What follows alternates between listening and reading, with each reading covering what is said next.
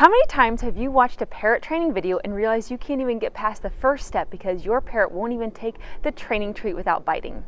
If this is you, you are not alone, and we are going to give you different ways that you can fix this problem and train your parrot with positive reinforcement and have lasting results. Training the basics is the #1 way to actively build trust with your bird, and using food treats is a proactive way to bridge the gap in communication. It does us no good if the act of delivering the treat itself breaks down that trust.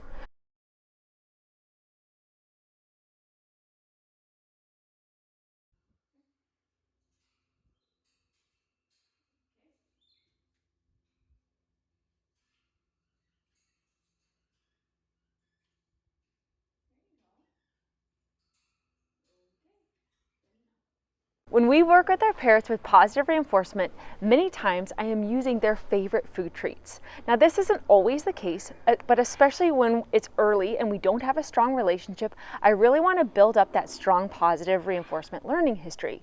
There are links below that you can learn more about using food as a strategy, especially if your parrot isn't particularly food motivated. So let's get to it. Tip #1, hold the treat with your fingers with as little finger showing as possible.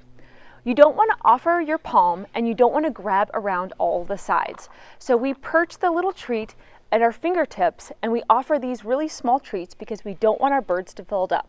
So I am using really small treats, but you'll see us offering the treat just at the end of our fingertips. So you really want to limit the surface area of your fingers or even your palm that's around the treat.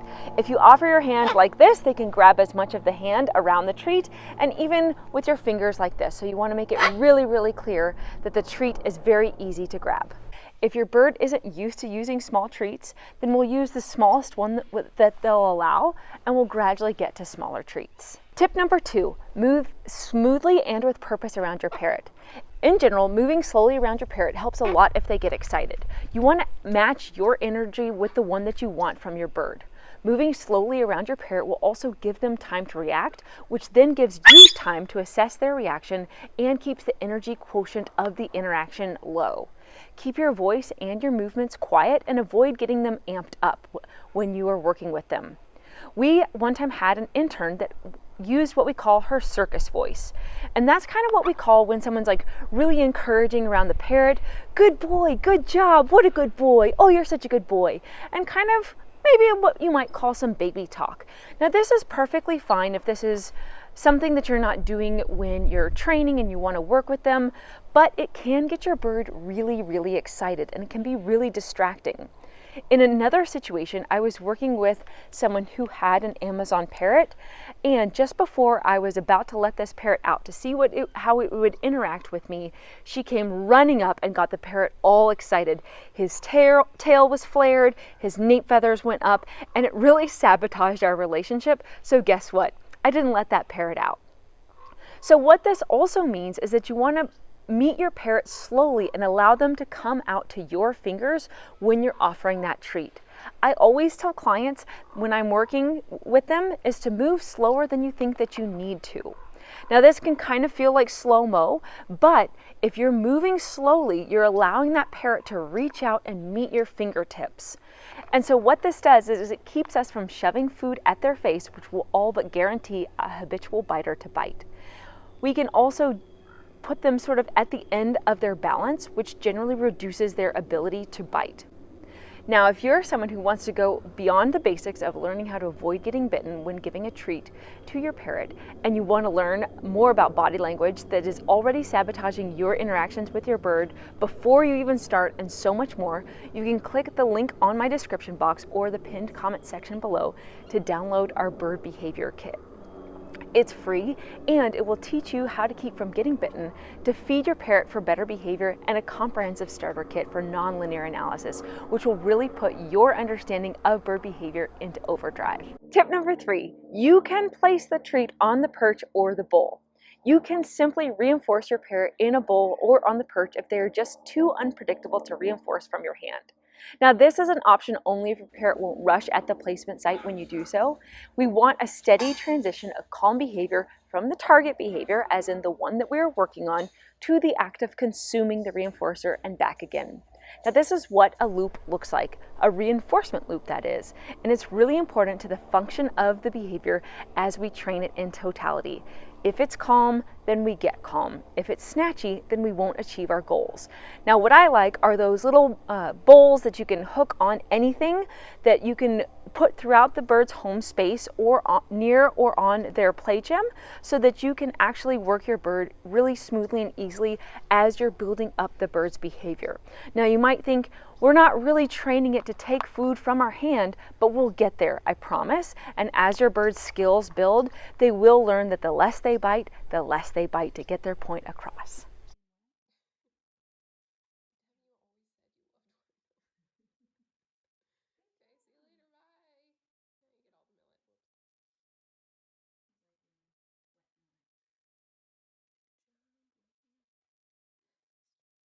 Tip number 4, teach your bird to take treats from a spoon.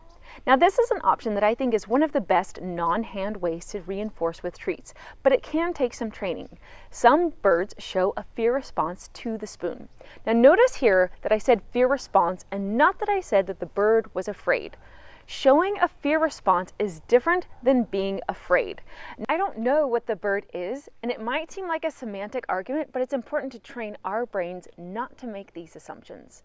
A response is a way of accessing predictable outcomes. When the bird feels something, it's actually influencing their worldview. So I can't make that assumption. So back to the spoon.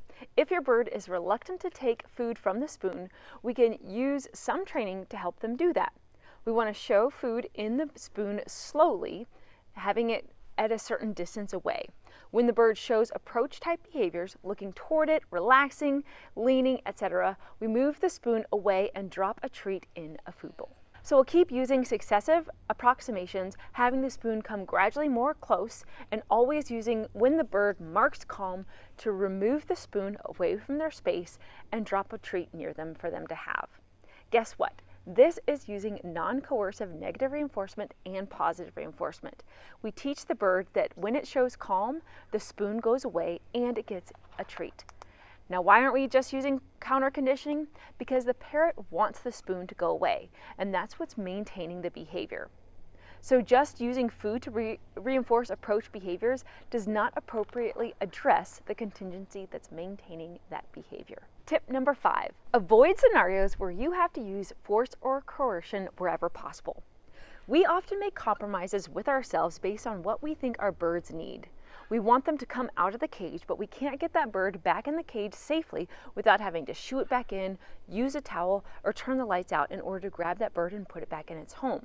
But we want that bird to be able to come out of the cage, maybe and get some playtime or some out time, maybe even some exercise. What this does, though, is it makes our long-term situation worse, even if we are getting the bird what we think that it needs in the short term. This has long-term implications. If we get ourselves into situations where these procedures are needed and we need to back up, we need to see how we can train some basics to preempt these trust-destroying interactions. Of course, there are always situations that call for emergencies. Perhaps we have to check out a blood feather or some other situation. But that's not exactly what I'm talking about. I'm talking about daily interactions in which we have to use some sort of coercion in order to have the bird shepherded or coerced into its home space or to have some other situation happen. We can train targeting, we can train returning to the home on cue, we can train step up with positive reinforcement and crate training, all without the need to use our hands in that bird's space. And those are really, really important scenarios, in which case the bird learns a lot of information about a positive situation. Now that you've learned the basics of training your parrots to take treats from your hand, you might be interested to learn more about what to do when your bird shows avoidance responses to you or other things. Watch this video here and I'll show you how you can work with your bird that does not want to be near you or things in your household.